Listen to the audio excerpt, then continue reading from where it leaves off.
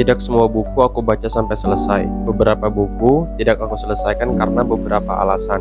Bisa karena aku bosan, aku sudah tidak suka dengan topiknya, aku tidak suka dengan jalan ceritanya, atau aku hanya sekedar bosan aja gitu, nggak ingin melanjutkan. Jadi beberapa buku ini tidak aku selesaikan karena beberapa alasan. Untuk yang pertama itu ada buku Rich Dad Poor Dad dari Robert Kiyosaki. Buku ini tuh menceritakan tentang pengalaman Robert Kiyosaki tentang kedua ayahnya. Jadi dia tuh punya ayah kandung dan ayah tiri. Ayah kandungnya ini memiliki latar belakang pendidikan yang oke, seorang dosen atau profesor kalau nggak salah, tapi tidak memiliki finansial yang mapan. Bukan mapan sih oke, cuman tidak memiliki finansial yang kuat gitu, kayak nggak orang kaya lah, tidak memiliki ekonomi yang wah gitu. Sementara ayah tirinya ini, yaitu ayah dari temannya, pendidikannya mungkin biasa saja tapi punya uang yang banyak gitu. Bahkan kalau di buku itu, kalau nggak salah ingat aku tuh, dia punya pulau sendiri. Jadi dia punya, saking kaya dia bisa beli pulau sendiri dan besar lah gitu, maksudnya orang kaya. Alasan aku tidak menyelesaikan buku ini lebih ke karena ada sisi egoku yang kena gitu. Karena di buku ini tuh digambarin seolah-olah ayah kandung Robert Kiyosaki yang memiliki latar pendidikan yang baik itu tuh kayak kurang, kayak seakan-akan memiliki pendidikan yang oke namun tidak kaya raya, itu hal yang salah gitu. Entah kenapa POV yang diambil itu selalu dari sisi uang dan uang. Itu sedikit menggangguku sih, karena aku sendiri dari kecil itu dibesarkan untuk pendidikan gitu, bukan untuk kaya, berpendidikan dan bisa menaikkan derajat keluarga lah gampangnya. Jadi bagiku sendiri pendidikan itu derajatnya tinggi gitu, bukan kekayaan, bukan uang yang buat aku memandang seseorang itu jadi wah gitu, tapi lebih ke pendidikannya. Makanya aku nggak pernah relate ke orang-orang yang menjadikan uang itu sebagai patokan mereka. Aku tuh relate pada orang-orang yang mau belajar sampai S3, mau mengajar di desa-desa, mau belajar hal baru, ada yang sudah tua tapi masih mau ngambil S1. Itu tuh aku lebih kena ke hal-hal yang seperti itu, karena bagiku sendiri pendidikan itu hal yang amat sangat penting. Nah di buku ini tuh seolah-olah penggambarannya seakan-akan pendidikan itu nggak terlalu penting, yang penting kaya. Jadi nggak apa-apa pendidikan biasa aja, tapi kekayaan nomor satu gitu. Karena apa gunanya pendidikan tinggi tapi kalau nggak kaya, ya nggak bisa gitu dong. Kalau di aku sih kurang setuju ya.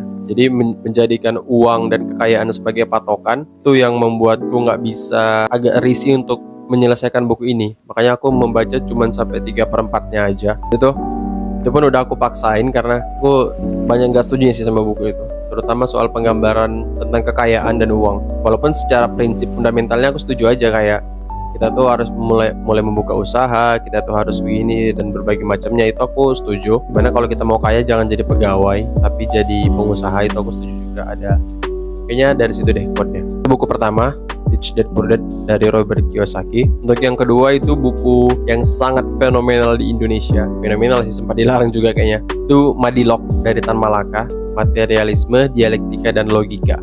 Madilog. Ini tuh aku dapat rekomendasi buku sejak kapan ya? Apa Malaka Project ya? Kayaknya sebelum itu deh. Pokoknya aku udah ngincer buku ini dari lama, akhirnya aku baca. Dan aku baca itu kayaknya cuman sampai 3/4 juga deh. 1/4 sisanya nggak aku baca karena itu tuh udah memakai contoh-contoh yang terlalu matematis gitu, kayak pengambilan contoh dari pemikirannya tuh kayak Pitagoras, kayak pengambilan rumus-rumus gitu. Aku kayak udah mulai pusing kan, karena aku nggak terlalu hebat matematika gitu. Maksudnya aku terlalu bosan untuk membaca buku yang terlalu teoritis gitu. Tapi di awal-awal bukunya bagus tuh, kayak menceritakan bagaimana masyarakat Indonesia itu masih kurang bermadilog, kurang bermaterialisme, berdialektika dan berlogika gitu. Salah satu bab paling awal itu kayaknya itu logika mistika, itu bab apa ya, magnum opus kayaknya itu tuh bab terpenting itu.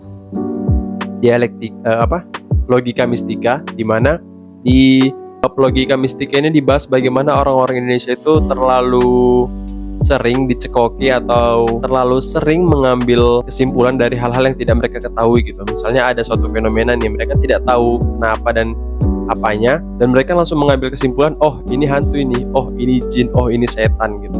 Padahal hal yang seperti itu kan jumping into conclusion itu kan nggak bener kan, itu kan. Jadi dijelaskan lah bagaimana itu tuh sebenarnya bisa menghambat cara berpikir masyarakat kita gitu. Salah satu alasan kenapa kita masih negara yang gini-gini aja ya bisa jadi karena logika mistika itu sih bab yang paling aku senangi dari buku ini.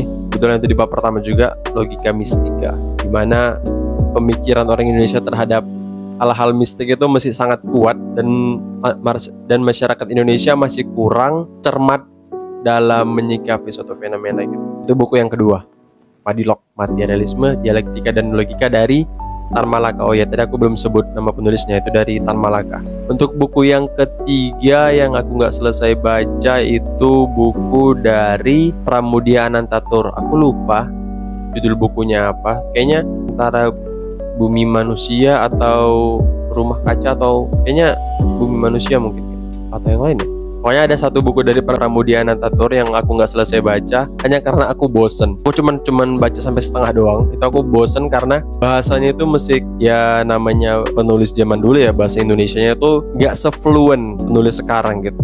Dia masih terlalu, bilang kaku, cuman nggak kaku juga, nggak terbiasa aja gitu dengan penggunaan bahasa Indonesianya gitu. Jadi pas aku baca tuh aku agak bingung dikit, terus agak ngantuk juga pas selama bacanya karena merasa bosan.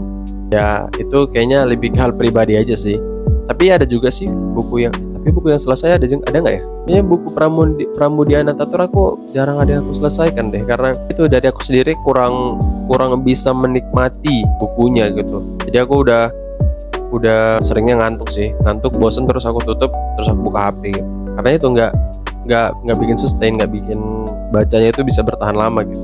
Terus ada buku apa lagi ya? Buku yang nggak selesai aku baca, kayaknya itu dulu 3 buku yang nggak selesai aku baca karena berbagai alasannya. Yang paling aku ingat sih Rich Dad Poor Dad. Itu buku nggak aku selesaikan simply karena aku nggak cocok dengan prinsip yang diberikan di buku itu. Prinsip soal kekayaan, prinsip soal menyikapi pendidikan, dimana seolah-olah pendidikan itu dianggap hal yang sepele. Itu aku nggak setuju sih. Kalau untuk Madilog, ya karena akunya sendiri agak bodoh ya mengenai matematika, maksudnya dengan hal hitung-hitungan yang teknis gitu, aku agak malas dan ngantuk untuk bacanya. Dan untuk Pramudia Anantatur tadi itu bukunya lebih ke aku bosan aja sih, kayak penggunaan bahasanya gitu ya. Mungkin karena jangan zaman dulu juga, aku kurang tahu, tapi aku agak sedikit bosan untuk bacanya. Oke, itu dia 3 buku yang tidak selesai aku baca. Pertanyaan selanjutnya, boleh nggak sih kita baca nggak sampai selesai? Sebenarnya boleh aja, nggak ada kok aturan kita harus membaca buku itu harus sampai selesai. Kalau kita baca buku tapi kita nggak enak, maksudnya nggak enjoy untuk melanjutkan sampai selesai, ya it's okay untuk berhenti baca dan pindah ke buku selanjutnya gitu. Karena keharusan untuk menyelesaikan sebuah buku malah akan menjadi beban untuk kita, dan pada akhirnya membaca bukan menjadi sebuah kenikmatan tapi malah menjadi beban. Jadi ya itu sih, membaca seenaknya kita aja. Kayak yang aku bilang, membaca ya membaca aja, karena goalsnya adalah kita membaca, bukan malah membebani kita gitu. Jadikan membaca itu sebagai kegiatan yang enjoy, bukan malah membebani. Oke, segitu aja untuk video kali ini. Sampai jumpa di video berikutnya.